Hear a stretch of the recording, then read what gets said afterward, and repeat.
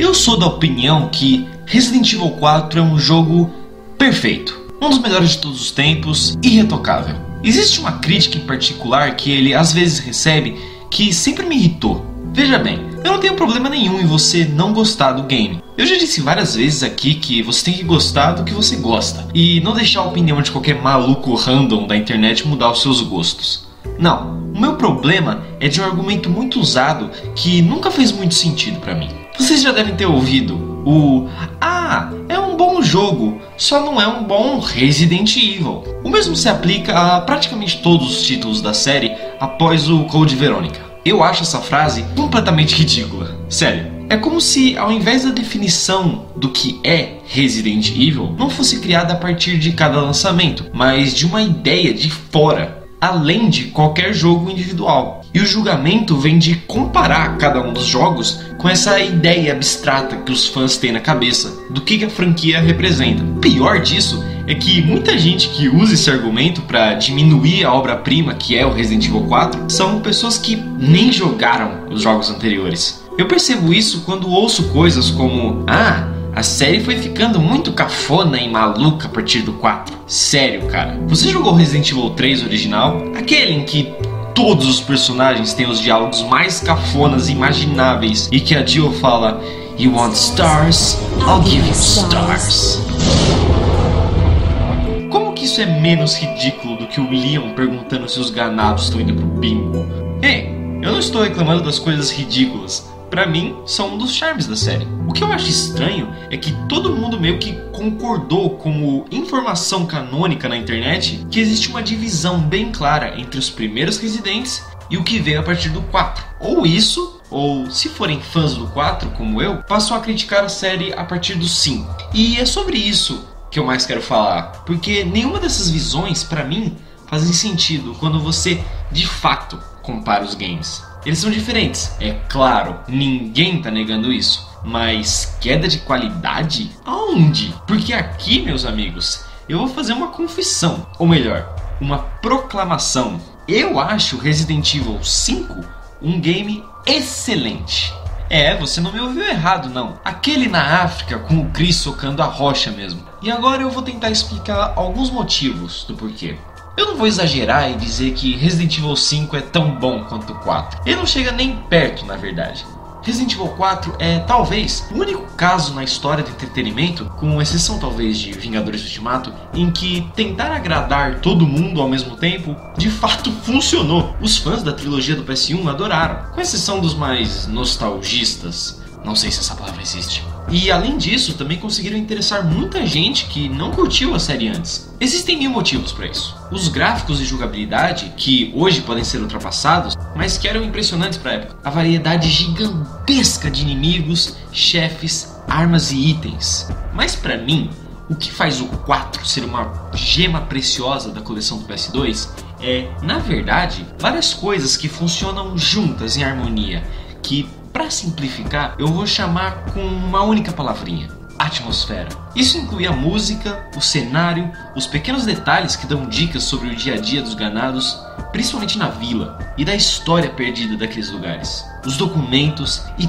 tudo o que contribui para a sensação de estar naqueles lugares. Não é exatamente um jogo de terror, é verdade. Eu diria que o único Resident Evil que é verdadeiramente um terror seria o remake do 1 pro GameCube. Eu vejo o resto mais como ação e sobrevivência. Não sei se é só eu, mas é difícil sentir medo em um jogo em que você tem acesso a lança-mísseis. Mas algo próximo que Resident Evil 4 te traz é tensão e apreensão. E isso vem menos dos inimigos e mais dos locais sinistros. Por exemplo, aquela pequena floresta que você tem que atravessar para chegar na cabana para enfrentar o boss da parte da vila. É um ambiente profundamente bem construído, que te gera uma imersão que jogos recentes têm dificuldade de fazer. Outra coisa que Resident Evil 4 faz muito bem... Tá bom, eu já falo do Resident Evil 5, espera aí.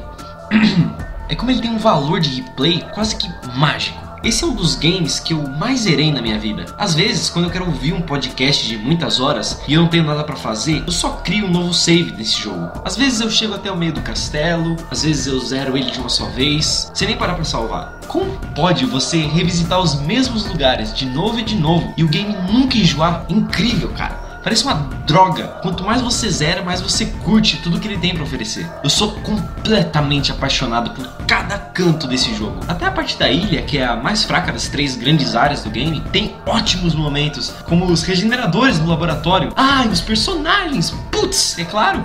O Leon é um ótimo personagem. Ele sempre tem algo engraçado pra dizer. A Ada, mesmo parecendo pouco, você percebe que ela tá passando pela mesma jornada que você, só que sempre um pouquinho na frente, entende? E isso fica mais claro na DLC, em que...